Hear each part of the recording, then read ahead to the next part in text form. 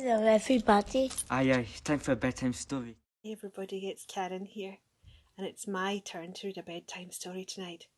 So, are you ready? Let's snuggle down, snuggle in, and I'll begin. My story's called The Baby Who Wouldn't Go to Bed by Helen Cooper.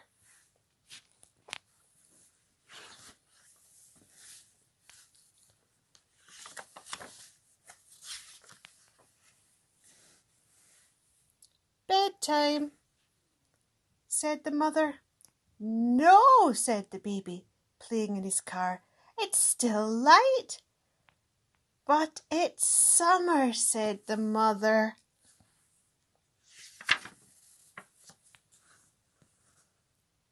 A little bit later. Bedtime, said the mother. No, said the baby, playing in his car. I'm going to stay up all night. Oh, no, you're not, said the mother. But the baby revved up his car, vroom, chaka-chak, then drove away as fast as he could. But the mother couldn't catch him. There he goes, fast. Well, he hadn't driven very far before he met a tiger. Let's play it roaring, said the baby.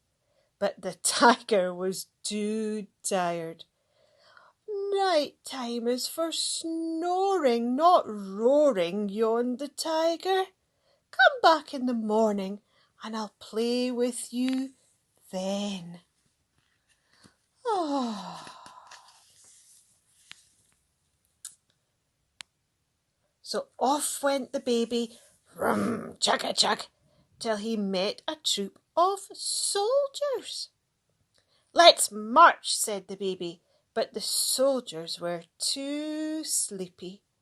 Night time is for dreaming, not parading, said the captain. We're going back to our castle, and so should you.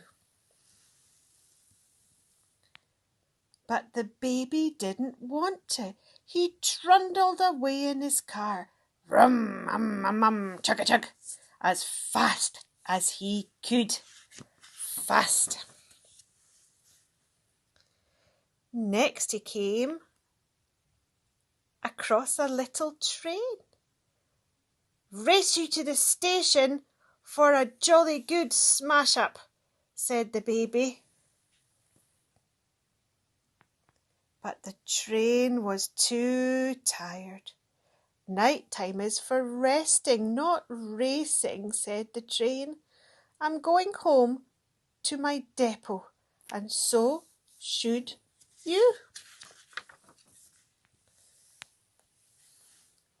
But the baby rumbled along the road, rum, chugga, chug, chug, till he met some musicians. Let's have a party and dance all night, said the baby. But the musicians were too drowsy. We're really, really tired, they said. But give us a lift home and we'll play you a lullaby instead. A lullaby. The musicians played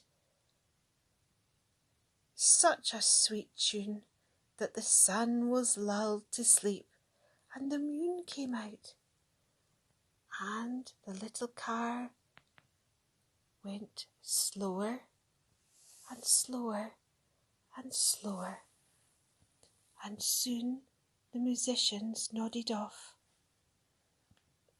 Then the little car stopped. It had fallen asleep too.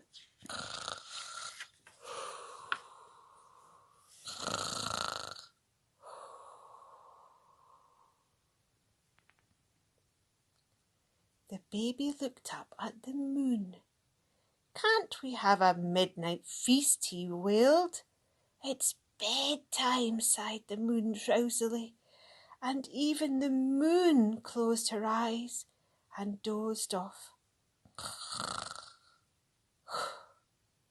Now the baby had to push the car in the dusky dark. It was hard work, you see.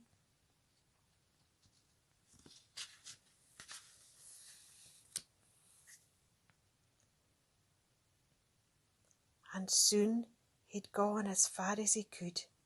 So he stood quite still, all alone, with the sleeping world all around him. But there was someone else who was not asleep, someone who was looking for the baby. Who could that be?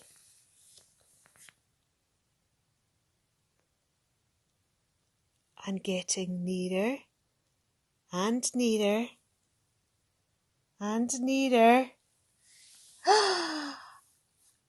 Who is it? Let's see. Someone who was ever so weary, but couldn't go to bed until the baby did. It was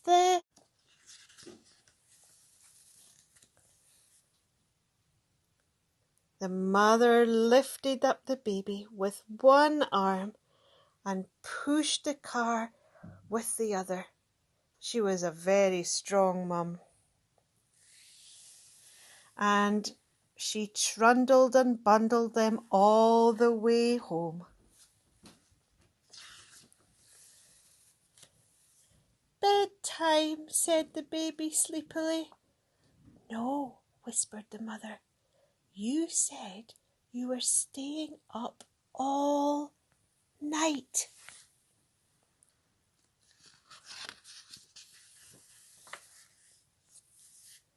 Oh, said the baby.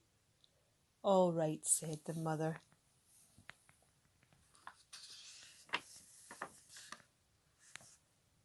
Good night.